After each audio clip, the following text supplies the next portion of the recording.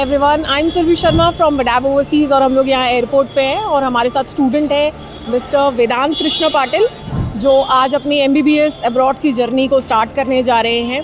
तो आइए जानते हैं उनसे, उनका फीडबैक लेते हैं कैसा उनका सफ़र रहा हमारे साथ।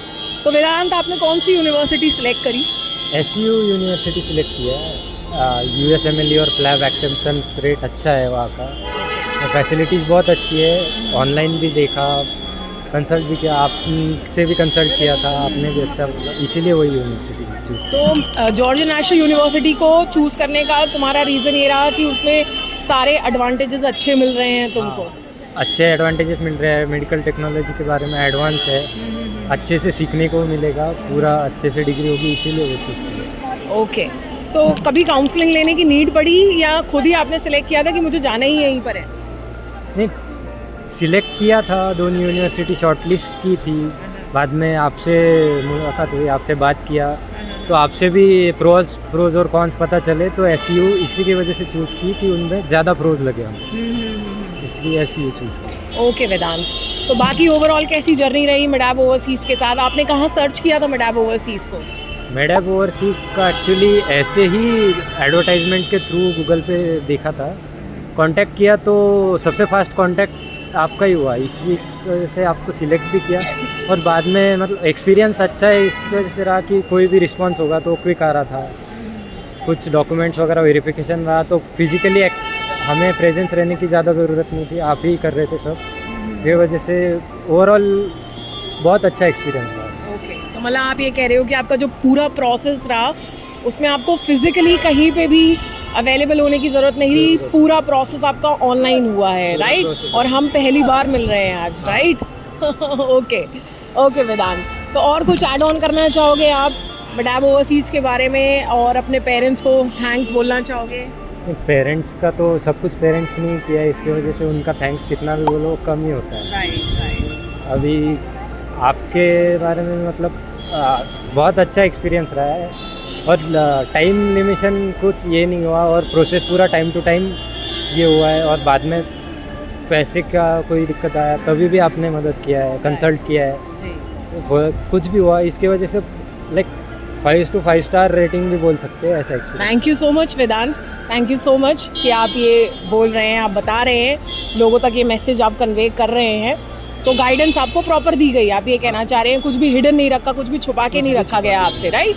तो हमारे साथ वेदांत के फादर भी हैं जो अपना फीडबैक शेयर करना चाहेंगे। सर, आप क्या बताना चाहेंगे?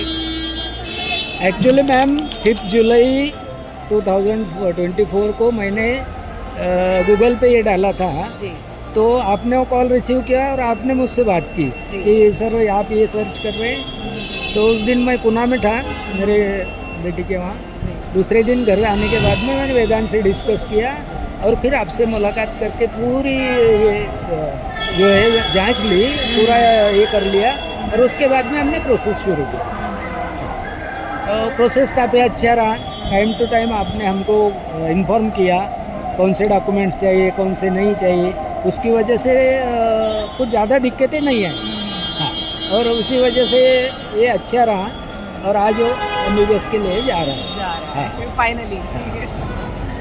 Thank you so much sir. Okay Vedant, आगे आने वाले नीट एस्पिरेंट्स जितने भी हैं उनको कोई मैसेज देना चाहोगे अपनी तरफ से? उनको इतना ही मैसेज देना चाहूँगा कि एम अगर होगा आपका तो ऐसा फ़र्क नहीं पड़ता है कि आप डोमेस्टिक के रह के कर रहे हो या इंटरनेशनल रह के कर रहे हो। MBBS आपको करना है, मेरे डॉक्टर अगर आपको बनना है तो बन ही सकते हो आप, ऐसा कोई ये नहीं कि आपको वेट करना पड़ेगा ये कि। आपका नीट का कितना अटेम्प्ट रहा था वेदांत?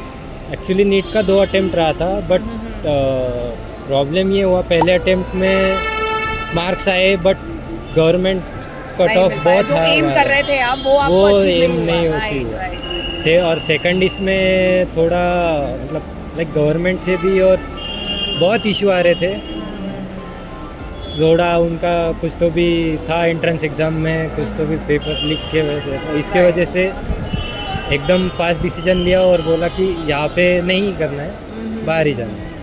ओके वेदांत, तो वैसे जब आपने एसयू का प्रोसेस स्टार्ट किया था वेदांत, तो आपका एडमिशन प्रोसेस कैसे रहा? आपको क्या क्या स्टेप्स लेने पड़े? आप थोड़ा सा बताएंगे, लाइक आगे आने वाले स्टूडेंट्स के लिए भी वो काफ़ी हेल्पफुल रहेगा कि उनको क्या क्या फॉलो करना चाहिए, उनको कैसे पता होना चाहिए ये चीज़ कोई भी यूनिवर्सिटी को सिलेक्ट करने से पहले या एडमिशन प्रोसेस को स्टार्ट करने से पहले। आपको कंसल्ट किया था, उसके बाद में आपसे बात हुई, आपने बोला कि उनका ऑफ़र लेटर वगैरह, उनका ऑफ़र लेटर भी जैसे ही हमने हमको श्योर बोला तो वैसे 2 दिन में ही ऑफ़र लेटर आ गया था। 2 दिन में ऑफ़र लेटर आ गया था। उनका इंटरव्यू कंडक्ट हुआ, उन्होंने इंटरव्यू बहुत स्मूथ गया, कोई दिक्कत नहीं आई, कुछ प्रॉब्लम नहीं आता है उसमें। इंटरव्यू होने के बाद में कंफर्मेशन लेटर भी आ जाता है आपका। आप जैसे ही कंफर्मेशन फ़ीस वगैरह करते हो, आपका प्रोसेस पूरा स्मूथ हो जाता है, कोई दिक्कत नहीं आती है उस प्रोसेस में। और मतलब स्पेशली अगर आपके थ्रू तो कोई दिक्कत नहीं है और उनके थ्रू भी कोई दिक्कत नहीं है। जी जी। इस वजह से पूरा एक्सपीरियंस अच्छा रहा है। और कोई भी अगर करना चाह रहा हो तो उसमें कोई प्रॉब्लम नहीं आती है। अगर कोई भी दिक्कत हो या घबरा रहे तो कोई घबराने की जरूरत नहीं, डिसीजन मेकिंग आप इजीली ले सकते हो। ईजीली ले सकते हो और पूरा स्मूथ प्रोसेस जाता है, कोई उसमें ऑब्स्टिकल वगैरह कुछ नहीं आता। Okay Vedant, thank you so much for your feedback और all the best for your bright future.